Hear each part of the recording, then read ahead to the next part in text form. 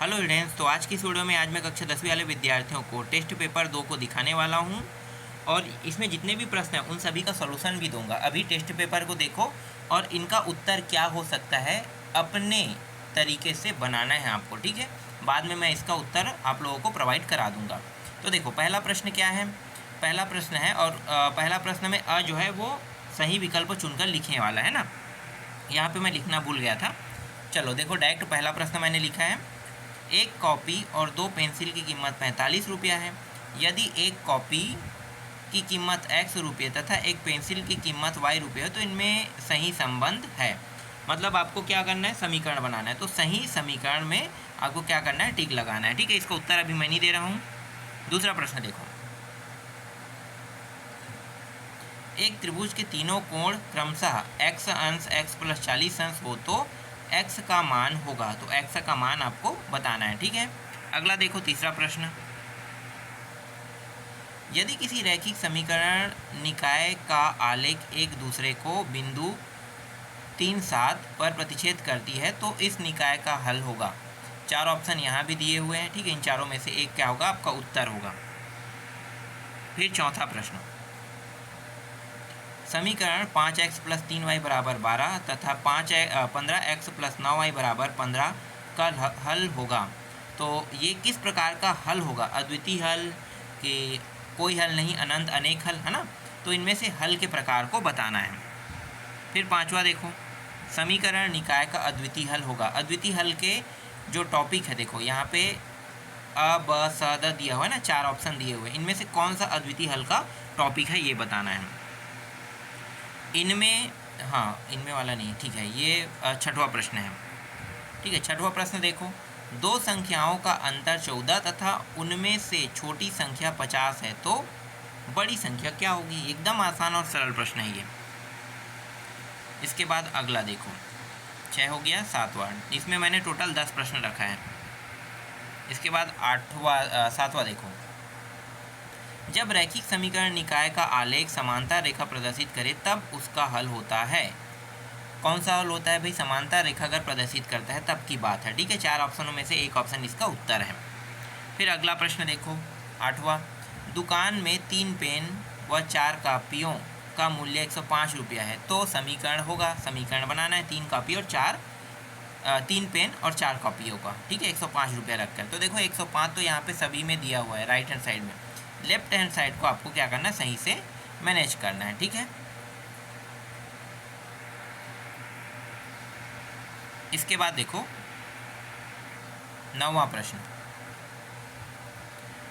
यदि रैखिक समीकरण निकाय 2 प्रतिच्छेदी रेखाएं प्रदर्शित करती तो उसका हल होगा।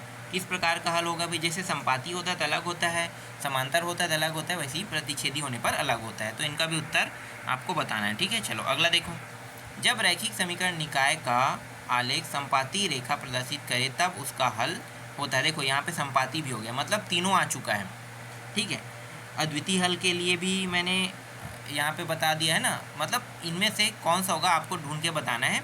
तो यहाँ पे संपाती का मतलब क्या होता है, समांतर का मतलब क्या होता है और प्रतिच्छेद का मतलब क्या होता है, ठीक है। वो किस प्रकार के हल है यही बताना है। चलो अब रिक्त स्थानों की पूर्ति देखो। और इनमें जितने भी प्रश्न मैंने रखा है इनमें से बहुत सारे प्रश्न आपको वार्षिक पेपर में भी देखने को मिल सकता है। टाइप तो 100% ऐसे ही रहेगा, ठीक है। इन्हीं में से कुछ प्रश्नों के क्रमांक या नंबर को बदल देगा, ठीक है। बाकी प्रश्न सेम टू सेम रहेगा। चलो इसके बाद देखो पहला प्रश्न। x बराबर 2 y बराबर 4 है तो समीकरण 7x माइनस 4y बराबर p में p का मान खाली स्थान होगा। तो p का मान बताना है। दूसरा प्रश्न। एक समकोण त्रिभुज में एक न्यून कोण का मान 60 अंश है तो दूसरे न्यून कोण का मान खाली स्थान अंश होगा। तीसरा प्रश्न देखो। समीकरण निकाय 2x माइनस 3y बराबर 5, 6x माइनस 9y बराबर 15 के खाली स्थान हल होंगे, ठीक है। अब हल किस तरीके से करोगे ये आप लोग डिसाइड करना।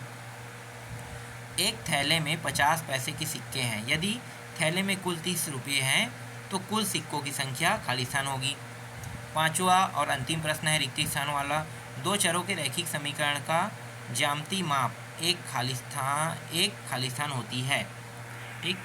अब यहाँ पे मैं आपको 2-2 अंक छोटे छोटे प्रश्नों से बड़े बड़े प्रश्नों को बता देता हूँ। ये जो बीजगणित का टॉपिक है इसमें 1 अंक, 2 अंक, 3 और 4 अंक के प्रश्न आने वाले हैं। 5 को तो आता नहीं है, लेकिन 6 का आता था, वो अब क्या हो गया है 5 नंबर या 4 नंबरों में उसके नंबरों को बांट दिया गया है ना। देखो दो अंक के प्रश्न पहले देखो, मतलब दूसरा प्रश्न देखो। दो संख्याओं का योग 16 तथा उनका अंतर 8 है कह रहा है। इसको हल करना है। कैसे हल करोगे आपको पता होगा, ठीक है। नहीं पता होगा तो मैं बाद में उत्तर दे दूंगा। एक विद्यालय के क्रिकेट कोच ने 3 बल्ले और 6 गेंदें 3,900 रुपये में खरीदी। वहीं से उन्होंने 1 बल्ला और 2 गेंदें 1,300 रुपये में खरीदी।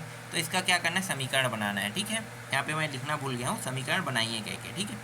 अगला देखो, जांचिए कि अ ब में कौन दिए गए समीकरण के हल है।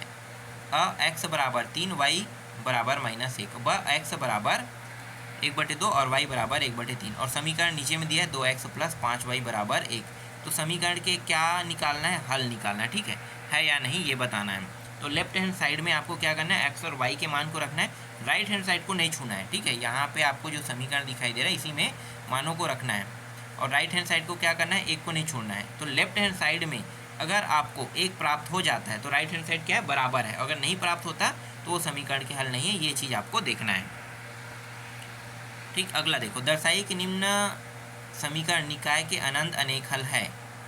अब क्या करना है, अनंत अनेक हल के लिए इसे हल करना है, ठीक। इसके बाद देखो यहाँ पे एक प्रश्न है, विलोपन विधि से इस प्रश्न को हल करना है, ठीक है। जो विधि यहाँ पे लिखा है सिर्फ उसी विधि से हल करना है, दूसरा विधि नहीं लगाना है।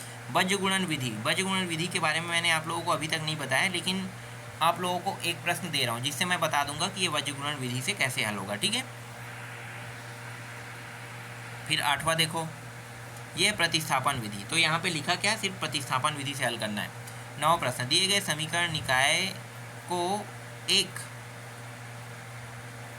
अद्वितीय हल के लिए के का मान ज्ञात कीजिए। यहाँ पे मैंने के का मान रखना भूल गया है ना, चलो यहाँ पे मैं बाद में रख दूंगा, ठीक है। इसको छोड़ देना, के मान के लिए जब हल करेंगे तो ये वाला प्रश्न अभी आप लोग छोड़ देना, ठीक है। अद्वितीय हल के लिए कोई भी मान रख के का मान निकाल सकते हैं। चलो 10वां देखो, डायरेक्ट के का मान ज्ञात कीजिए जिनके लिए निम्न समीकरण निकाय का कोई भी हल ना हो, है ना। निम्न समीकरण निकाय का कोई भी हल ना हो, ये कह रहा है। और यहाँ पे प्रश्न जो दिया हुआ है, 2 समीकरण दिया हुआ है समझो, तो दोनों समीकरणों से आपको क्या करना है, हल करना है और के का मान निकालना है। लेकिन यहाँ पे क्या कहा है, यहाँ पे कहा गया है कि ये जो है इसे कोई भी हल ना हो, इसके तहत हल करना है ना। तो कोई भी हल का नियम पता होना चाहिए। चलो 9वां का जो समीकरण है वो मैं बता देता हूँ। देखो 9वां का समीकरण kx रहेगा, फिर प्लस 2y, फिर बराबर 5, ठीक है। 9वां का समीकरण वहाँ पे मैंने नहीं लिखा था। फिर 3x प्लस y बराबर 1 रखना, ठीक है। ये दोनों समीकरण हैं इनके, kx प्लस 2y बराबर 5, 3x प्लस y बराबर 1, ठीक है। ये 9वां का है, समीकरण नहीं था, समीकरण यहाँ पे मैंने दे दिया, ठीक है। अब 11वां देखो, दो संख्याओं का अंतर 14 तथा उनके वर्गों का अंतर 448 है। संख्याएं ज्ञात कीजिए, ठीक है। क्या ज्ञात करना है भाई, देखो यहाँ पे किसी प्रश्न को हल करने के 4 यहाँ पे क्या है, विधि है समझो। विलोपन विधि, प्रतिस्थापन, वज्रगुणन और एक आलेख विधि। आलेख विधि से अभी एक भी प्रश्न मैंने नहीं बताया ना, आपको बुक में बता दिया गया है, लेकिन अभी समझो कि उनमें से भी मैंने एक प्रश्न रखा है इसमें, आगे आपको दिखाई देगा। एक व्यक्ति ने 3 कुर्सियों तथा 2 मेज़ों को 1200 रुपये में खरीदा तथा 2 कुर्सियों और 3 मेज़ों की कीमत 1550 रुपये चुकाई। तब एक कुर्सी तथा एक मेज की कीमत ज्ञात कीजिए कह रहा है। 13वां प्रश्न है, समीकरण को आलेख विधि से हल कीजिए। देखो ये आलेख विधि है, तो 4x - 5y बराबर 20 और 3x प्लस 5y बराबर 15 दिया हुआ है। ये स्पष्ट नहीं दिखाई दे रहा होगा ना। इसके बाद ये जो है, ये 14वां प्रश्न और अंतिम प्रश्न, 2 अंकों वाली एक संख्या का 7 गुना अंकों को पलटने पर बनने वाली संख्या के 4 गुना के बराबर है तथा संख्या के अंकों का योग 3 है, वह संख्या ज्ञात कीजिए। ज्ञात क्या करना है, संख्या ज्ञात करना है, ठीक है। तो इस तरीके से यहाँ पे मैंने इस बार 14 प्रश्न रखा है। इसके अलावा 1-2 प्रश्न और रखने वाला था, जैसे कि आयु वाला प्रश्न आ सकता था ना, लेकिन पेपर में जगह नहीं है और ज़्यादा प्रश्न रखने की ज़रूरत भी नहीं है, ठीक है। ये सारे प्रश्न समझो एक इम्पॉर्टेंट प्रश्न है आप लोगों के लिए। और सभी प्रश्न हल कैसे होंगे, वह विलोपन विधि, प्रतिस्थापन विधि, वज्रगुणन विधि और आलेख विधि, इन्हीं विधियों में से ये सारे प्रश्न हल होने वाला है। ठीक है, जो अभी मैं बता रहा हूँ, ये समीकरण वाला, जैसे ये है ना समीकरण वाला, समीकरण पहले बनाना है, ये भी समीकरण बनाना है, तो इन्हीं चारों विधियों में से क्या करना है, आपको हल करना है। और यहाँ तो पहले ही कह दिया कि इस प्रश्न को आलेख विधि के अलावा और कोई दूसरा विधि से नहीं बनाना है ना। तो सभी को समझ में आ गया, यहाँ पे जितने भी प्रश्न दिए गए हैं उनको, है ना।